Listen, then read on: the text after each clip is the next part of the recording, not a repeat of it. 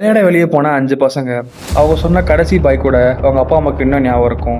ஆனால் அவங்களுக்கு அப்போ தெரியல இதான் அவங்க பசங்களை பார்க்க போகிற கடைசி நாள்னு. அப்படி வெளியே போன அந்த 5 பசங்களும் திரும்பி வீட்டுக்கு வரவே இல்லை. எங்கே போனாங்க, எப்படி போனாங்கன்னு யாருக்குமே தெரியல. No witness, no clues. 11 வருஷமாக அந்த மிஸ்ட்ரியை யாராலுமே சால்வ் பண்ண முடியல. ஆனால் ஒரு நாள் இந்த கேஸோட முக்கியமான எவிடன்ஸ் ரிவீல் ஆகுது.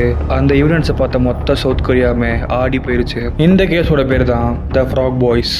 அப்படி அந்த பசங்களுக்கு என்னாச்சு, இந்த கேஸ் சால்வ் ஆச்சா இல்லையான்னு தெரிஞ்சுக்க இந்த வீடியோவை ஃபுல்லாக பாருங்கள். மார்ச் 26, 1991 சவுத் கொரியாவை சேர்ந்த டேகியூன்னு சொல்ல போகிற ஒரு சிட்டி. அங்கே நடக்க போகிற ஒரு லோக்கல் எலெக்ஷன் காரணமாக அந்த மொத்த சிட்டியுமே பிஸியாக இருந்துச்சு.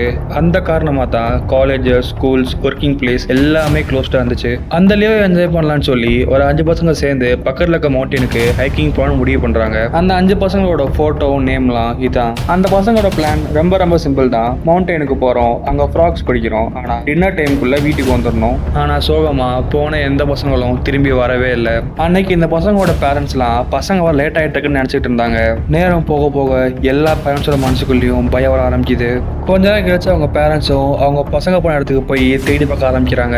பல மணி நேரம் தேடி பார்த்தோம், எந்த யூஸும் இல்லை, எந்த பசங்களுமே கிடைக்கல. இந்த நியூஸ் போலீஸோட காதுக்கு கம்ப்ளைண்ட்டாக வருது. ஆனால் அப்போ இருந்த எலெக்ஷன் பிஸியில் இந்த கேஸை மூடி மறைக்க பசங்களாம் ஓடி போயிட்டாங்கன்னு போலீஸ்லாம் ஃப்ரேம் பண்ண ட்ரை பண்ணுறாங்க. ஆனால் பப்ளிக்கும் பேரண்ட்ஸும் கொடுத்த ப்ரெஷரில் இந்த கேஸை திரும்பி விசாரிக்க ஆரம்பிக்கிறாங்க. அப்போ தான் போலீஸ்லாம் சேர்ந்து அந்த மவுண்டனை திரும்பி தேடி பார்க்கணும் முடிவு பண்ணுறாங்க. ஆனால் இந்த டைம் போலீஸ், ஆர்மி சேர்த்து 3 லட்சம் பேர், ஹெலிகாப்டர், சர்ச்சிங் வெஹிக்கிள்ஸ்லாம் சேர்ந்து தேட ஆரம்பிக்குது. தேட ஆரம்பிச்சு சில ஹார்ஸ் ஆச்சு, சில நாட்கள் ஆச்சு, பல வாரங்கள் ஆச்சு. ஆனால் ஒன்றுமே கிடைக்கல. இந்த சமயத்தில் தான் சுற்றி இருந்த மக்கள்லாம் பல வதந்தியை பரப்ப ஆரம்பிக்கிறாங்க. சில பேர் அந்த பசங்களாம் ஓடி போயிட்டாங்கன்னு சொல்ல ஆரம்பிக்கிறாங்க. இன்னும் சில பேர் அந்த பசங்களை யாரோ கடத்தி வச்சுக்காங்கன்னு சொல்ல ஆரம்பிக்கிறாங்க. ஆனால் இன்னும் சில பேர் அந்த பசங்களாம் கொல்லப்பட்டிருப்பாங்கன்னு சொல்ல ஆரம்பிக்கிறாங்க. இப்படி ஒரு 10 வருஷம் போக ஆரம்பிக்குது. இந்த 10 வருஷத்துல அவங்க பேரண்ட்ஸ் போகாத இடமே கிடையாது. அவங்க போகிற ஒவ்வொரு இடத்துலையும் அவங்க பசங்களை பற்றிய போஸ்டர்ஸை ஒட்டிட்டு போக ஆரம்பிக்கிறாங்க. ஆனால் கடைசி வரைக்குமே அவங்களுக்கு எந்த லீடுமே கிடைக்கல, எந்த காலுமே வரல. இந்த மொத்த மிஸ்ட்ரியுமே உடஞ்சு போன அந்த நாளும் வந்துச்சு. ஜூலை 2, 2002 அந்த மவுண்டெயினில் ஒயில் கார்ன் ஸ்டடி பண்ண ஒரு ஃபார்மருக்கு தோண்டி பார்த்துட்டே இருக்கும்போது கையில் ஒரு வித்தியாசமான ஆப்ஜெக்ட் கிடைச்சிருக்கு. தொடக்கத்தில் 1-2 கிடைச்சிட்டு இருந்த போன்ஸ் போக போக பல போன்ஸ் கிடைக்க ஆரம்பிச்சுது. அவரும் இதெல்லாம் ஒரு அனிமலோட போனாங்க நினச்சிக்கிட்டு இருந்தாரு. ஆனால் எது வரைக்கும்னா ஒரு ஹியூமனோட ஸ்கல் கிடைக்கிற வரைக்கும். அங்கே வந்த போலீஸ் அந்த மொத்த இடத்தையுமே தோண்டி பார்க்க ஆரம்பிக்கிறாங்க. தோண்டி பார்க்கும்போது உள்ளேருந்து ஒவ்வொரு ஸ்கல்லாக வெளியே வருது. கிட்டத்தட்ட ஒரு 5 ஸ்கல் வெளியே வருது. அது கூட சேர்த்து சில ஸ்கூல் பேக், சில புக்ஸ், சில யூனிஃபார்ம்ஸ்லாம் இருந்துச்சு. கிடைச்ச போன்ஸை ஃபுல்லாக போலீஸ் அட்டாப்சிக்கு அனுப்புகிறாங்க. அட்டாப்சியோட ரிசல்ட் கிடைச்ச 5 போனுமே அந்த தொலைஞ்சு போன 5 பசங்களோட கன்ஃபார்ம் ஆகுது. ஸ்டார்டிங்கில் போலீஸ் இவங்களாம் ஹைப்போதெர்மியாவில் இறந்து போயிருப்பான்னு நினச்சிட்டு இருந்தாங்க. ஹைப்போதெர்மியானா இருட்டை பார்த்து அல்ல தனிமையாக பார்த்து பயப்படுறது. இந்த மாதிரி தான் அந்த பசங்க காட்டுக்குள்ள தொலைஞ்சு போயிருப்பாங்கன்னு, தொலைஞ்சு போன பயத்திலேயே பசங்களை இறந்துருப்பாங்கன்னு போலீஸ் சொல்ல ஆரம்பிக்கிறாங்க. ஆனால் கிளியராக வந்த அட்டாப்சி ரிசல்ட் இந்த மொத்த கன்க்ளூஷனுமே தப்புன்னு நிரூபிக்குது. கண்டுபிடிச்ச 2 பசங்களோட தலையில புல்லட் போன மாதிரி ப்ரூஃப் இருக்கு. அதாவது அந்த 2 பசங்களை யாரோ சுட்டு கொண்டிருக்காங்க. இரவோட கொடூரமா மிச்சம் அந்த 3 பசங்களை யாரோ உயிரோட இருக்கும் போதே போச்சிருக்காங்க. இந்த ரீசனால தான் இந்த 5 பசங்களுமே இறந்து போயிருக்காங்க.